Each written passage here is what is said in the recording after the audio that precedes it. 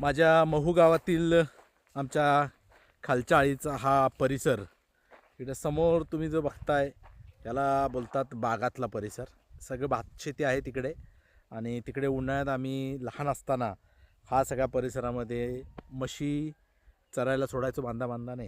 आणि हे जे तुम्हाला समोर वावर दिसतं इथं आम्ही क्रिकेट खेळायचो. तर इथे क्रिकेट खेळायचो. या जागेला नाव होतं फणसाखाली. तर हा तुम्ही जो समोर बघताय हा आहे फणस. ही अतिशय प्रसिद्ध अशी जागा आहे गावातली. कोणाला सांगितलं ये रे फणसाखाली की त्याला कळायचं फणसाखाली येणार.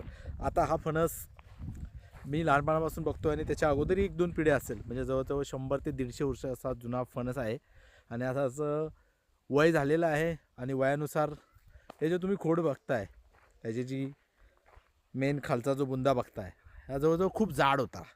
पण काही आग लागल्यामुळे, हे बघा आगीत जाळल्यामुळे ते झाड आता संपलेलं आहे. आणि आपल्या शेवटच्या घटका हे झाड मोजतोय, फणस हा मोजतोय.